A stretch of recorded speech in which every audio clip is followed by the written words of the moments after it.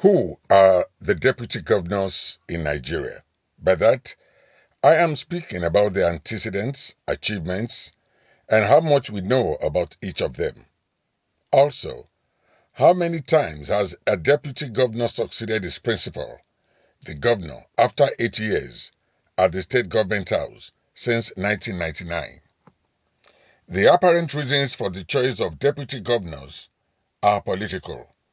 This factor is mainly dictated by considerations like geographical balance, usually based on the person's origin, including tribe or senatorial district, gender, religion, or the popularity and electability of the prospective choice. It should be pointed out here that every point ultimately revolves around increasing the future governor's chance of winning an upcoming election. It is neither in the interest of the deputy governor to be nor the people. They do this because, contrary to the expectations of the founders of democracy, that an elected executive and his deputy should be partners, our leaders prefer errand boys who would follow their lead without raising a voice. In most cases, the deputy governor trails his principal like the shell follows the snail and is primarily unknown, seen, but not heard. The only time you hear from most deputy governors is when the boss sends them on an errand and they read the speech. In most cases, we do not know what deputy governors do, especially as the Constitution of the Federal Republic of Nigeria, 1999, as amended, leaves their responsibilities at the mercy of governors. How often do you hear a governor go on annual vacation and hand over to his deputy, for instance? Most governors will instead take official trips, presumably to seek investment opportunities for the state abroad, in quotes, while holidaying. The game is so that they don't hand over to their deputies. In essence, deputy governors are more like punctured spare tires than anything else. Another source of worry to Clearview is this. How many deputy governors have gone on to succeed their principals? As a matter of fact, some deputy governors fall out of favor with their principals within the first few years in office. On those occasions, the governor mobilizes for his deputy's impeachment before the end of 4 years. On the rare occasions that this fails, they create a frosty relationship and replace the spare tire in quote, for their second term. For instance, as governor of Lagos State then, President Bola Tinubu had 3 deputy governors in 8 years. He had bitter disputes with Kofoworola, Akerele-Bokno, and Femi Pedro. Governor Rotimi Akeredolu tried to get the Ondo State House of Assembly to impeach his then deputy governor during his first tenure, Agboola Ajayi, but failed. He after that cut him off the government structure and chose Lucky Ayedatiwa for his second term, who, sadly, was at daggers drawn with him until he, Akeredolu, died. Now back to the question of succession.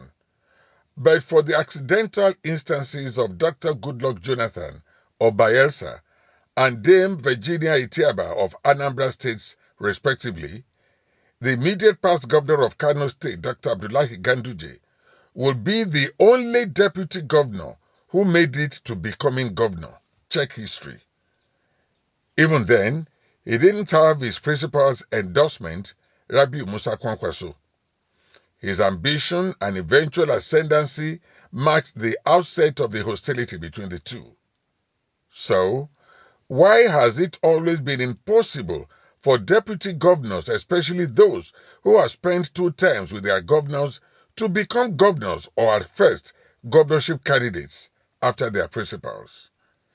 Ideally, if the choice of a deputy governor is determined by competence and capacity, a governor interested in the development of his state and confident about the impact of his tenure should proudly present that deputy. He will be handing over to a competent person with a deep understanding of and capacity to carry on with his vision. This transition would even eliminate policy somersaults. So, why are the Godwin Obasekis, Yahaya Bellos of this world, and so many other governors cannot support their deputies to take over from them? Clearview News Desk believes that the first reason is the selfish nature of Nigerian leaders. If you weren't sure of an individual's capacity, would you choose him and waste state resources on him for 4 or 8 years, as the case may be? Experience is a significant determinant of people's performance in government. How then do we allow the experience acquired by deputy governors to go to waste? The answer is that governors get so used to the advantages of their office that they would rather do a third time by proxy than allow a deputy governor who knows where the dead bodies are buried and whose loyalty they cannot rest assured of succeed them. It doesn't matter if he was the best for the state. It is the same thing with deputy governors who aspire to be governors. It is never about the people. Desperation is about the self. It is about the exposure to and likely access to the enormous powers of the governors. The respect he gets from everyone, his license to disburse resources as he pleases, and his ability to behave like a teen god, controlling kings, the legislature, and the judiciary in a totalitarian manner. When they see that the governor is incapable of supporting their ambition, they throw caution to the wind, institute court cases, cause disaffection amongst the cabinet, and do all things possible, including defecting to another party to get the ticket. It then becomes a free-for-all, in which the governor takes off the gloves and rolls out all his arsenal in an offensive against the deputy governor and his ambition. Both sides do not care whether the people and democracy suffer in the process. In Edo State, Philip Shaibu is now destitute and down on his knees. The other day he was locked out of his office and then deployed to some sub-area of an office. He has been stripped of his media crew and subdued into withdrawing a suit he filed in court. He started begging, even as the governor allegedly insisted that he must drop his ambition as a minimum requirement for clemency.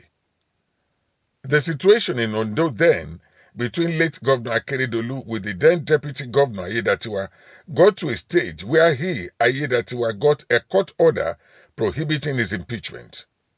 So, of what use are deputy governors treated like minions by their governors?